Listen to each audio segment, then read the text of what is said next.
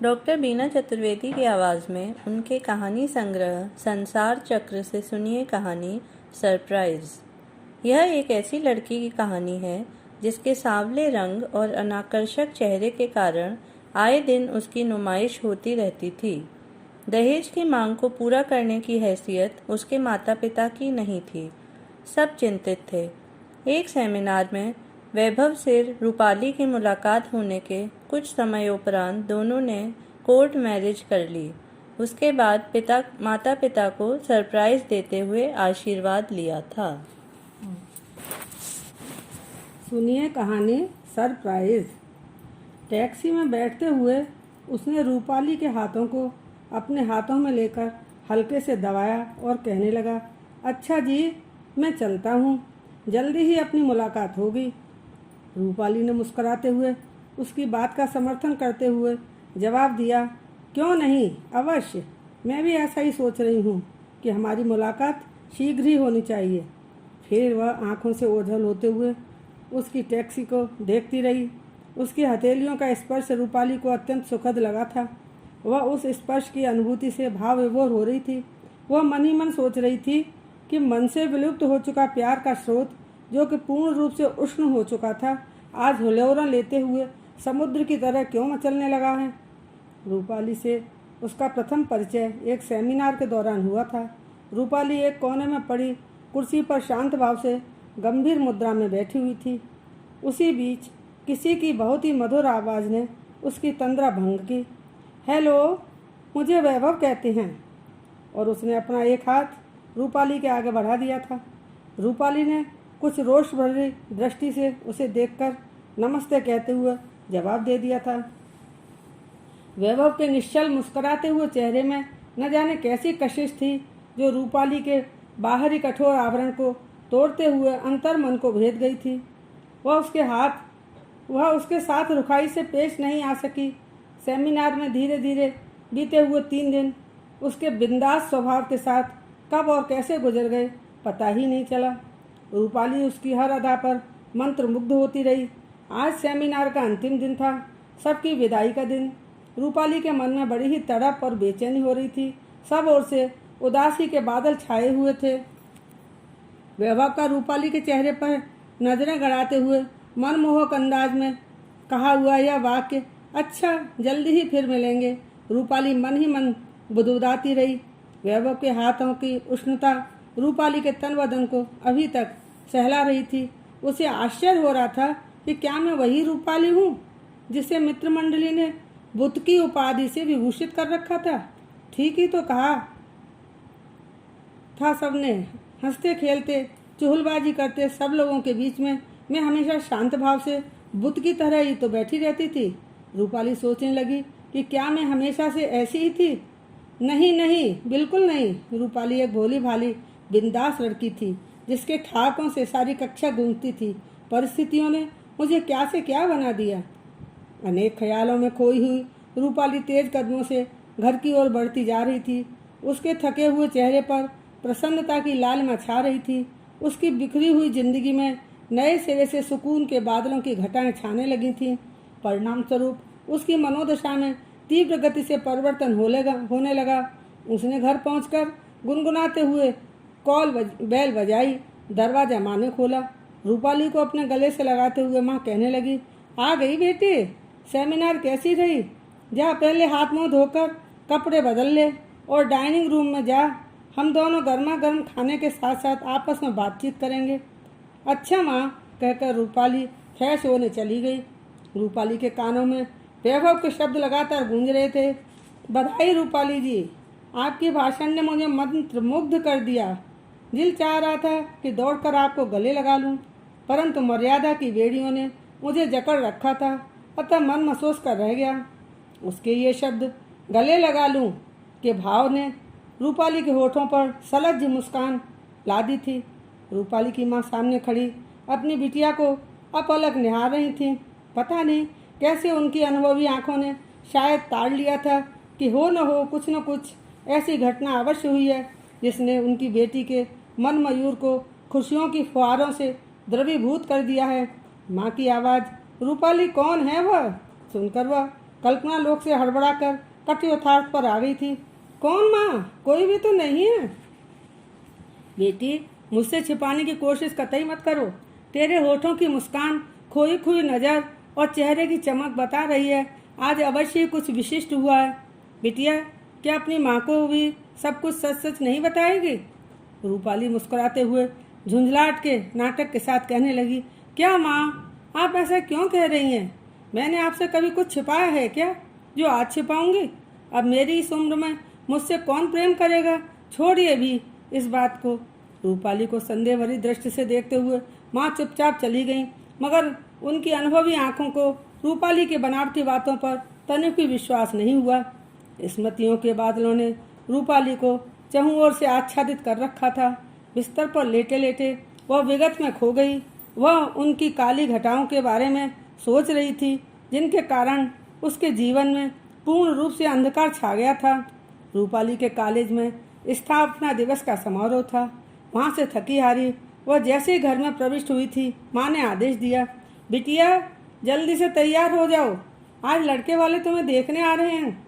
झुंझलाते हुए रूपाली ने जवाब दिया, माँ इसमें तैयार होने की क्या आवश्यकता है? देखने आ रहे हैं तो आने दो। मैं जैसी हूँ उसी तरह ही उन लोगों के समक्ष उपस्थित होना चाहती हूँ। बनने संवरने की जरूरत नहीं समझती। क्या जानवर भी कभी तैयार होते हैं अपने खरीदारों के लिए?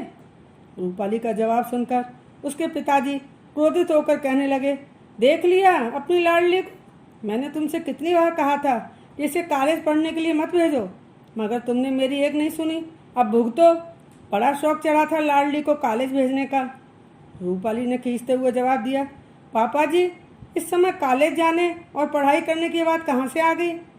माँ ने रूपाली को डांटते हुए कहा, चुप कर। एक तो विधाता ने पहले से ही तेरी शक्ल सूरत बनाने में कंजूसी कर दी, इसके बावजूद भी तू स्वयं को न जाने क्या समझती है। जल्दी से जाओ और जैसा कह रहे हैं वैसा करो। इससे पूर्व घर में कभी भी रूपाली के समक्ष उसके रंग रूप पर इस तरह का कटु व्यंग नहीं किया गया था। आज माँ के इस अपमानजनक शब्दों को सुनकर रूपाली के दिल को बहुत चोट पहुंची। आंखों में आंसू भरकर तीखी नजरों से वह माँ की ओर देखने लगी। आज मेरी अपनी माँ ही मेरी शक्ल सूरत पर कटाक्ष कर रही है। मेरा नैन नक्श अच्छा नहीं है, मेरा रंग सांवला है, मुझ में कोई आकर्षण नहीं है, मुझे सजना संवरना भी ठीक से नहीं आता। यही वजह है कि आज के चमक दमक के बाजार में इस अनाकर्षक चेहरे की कीमत लगाने वाला कोई नहीं है। रूपाली सोचने लगी कि क्या यह मेरी वही माँ है जो लोगों के मध्य बड़े गर्व से कहती थी, मैं लड़का लड़की में कोई फर्क नहीं समझती, शक्ल सूरत तो ऊपर वाला देता है। मेरा मानना है तो यही कि बस अपनी संतान को अच्छी शिक्षा दिलवाकर उनके भविष्य को संवारने का भरसक प्रयास करना चाहिए। मैं तो अपनी बेटी को पढ़ने लिखने का पूरा अवसर दूंगी। जब लड़कियां पढ़ लिख कर अपने पैरों पर खड़ी हो जाएंगी तो दहेज रूपी दानव को अपने पैर फैलाने के अवसर स्वतः ही समाप्त हो जाएंगे। समाज से दहेज रूपी बुराई को हटाने के लिए हम महिलाओं को ही प्रयास करना होगा। यह सब सोच सोच कर रूपाली की आंखों से अश्रुधारा प्रवाहित होने लगी। उसने अपने आप को संयत किया। हाथ मुंह धोकर चोटी बनाकर साफ सुथरी साड़ी उसने करीने से पहनी और नुमाइश के लिए चल दी। लड़के वालों ने जैसे ही उसे देखा वे नाक मुंह से कोड़ने लगे। औपचारिकतावश उन लोगों ने रूपाली से एक आध प्रश्न भी किए। ऊपर से नीचे तक घूरती हुई उनकी नज़रों ने रूपाली को छलनी कर दिया था। उसके अंदर क्रोध का गुबार फूट रहा था, मगर अपने आप को काबू में रखकर सब कुछ सहन करते हुए वह सौम्यता की मूर्ति बनी बैठी रही। एक एक पल युग को समान बीत रहा था। वह सोच रही थी कि आज ऐसी आंधी आए कि अपने साथ सब कुछ ध्वंस कर दे, कुछ भी शेष न रहे। अंत में माँ की संकेत भरी नज़रों ने उसके यातनापूर्ण पलों का अंत किया और वह उठकर चली गई। पापा निरीह दृष्टि से रूपाली को देखकर माँ से कहने लगे, रूपाली की माँ, उनकी 10 लाख रुपयों की मांग को मैं कैसे पूरी कर सकता हूँ? अपना ही सोना खोटा है, क्या करें? इसे चलाने के लिए कुछ न कुछ तो करना ही पड़ेगा। मेरी समझ में नहीं आ रहा है कि मैं इतने रुपये कहाँ से और कैसे लाऊं। भविष्य निधि से निकालने पर अपने भविष्य के लिए कुछ नहीं बचेगा। मुझे उधारी भी कोई किस बूते पर देगा। माँ ने लंबी सांस भरते हुए कहा, अजी परेशान क्यों होते हो? छोड़ो भी, संसार में कोई यही एक लड़का तो नहीं है। मेरी बेटी के लिए और रिश्ते आएंगे, ऊपर वाले ने कोई न कोई लड़का तो उसके लिए भेजा ही होगा, अब कोई पैदा थोड़े ही होगा। इस तरह से नए नए रिश्ते आते रहे और आए दिन रूपाली की नुमाइश होती रही। लड़के वालों की मांगें पूरी करने की सामर्थ्य पिताजी में नहीं थी। रूपाली ने गोल्ड मेडल के साथ बीए पास किया। परिणाम स्वरूप उसे आगे पढ़ने के 100 अवसर भी मिल गए। रूपाली के पिताजी को इससे कोई विशेष प्रसन्नता नहीं हुई। वह कहने लगे, अब बस कर, अभी इतना पढ़ने पर तो यह हाल है कि कहीं भी रिश्ता तय नहीं कर पा रहे, और आगे पढ़ने पर मेरा क्या हाल होगा, इस बारे में भी तो सोचो। पिताजी की बातें सुनकर रूपाली का रो रो कर बुरा हाल हो गया। माँ को बेटी पर दया आई। वह कहने लगी, बिटिया का मन है तो उसे पढ़ने दीजिए, घर में खाली बैठकर क्या करेगी, उसकी पढ़ाई का खर्चा तो हमें करना भी नहीं है, स्कॉलरशिप मिल रही है।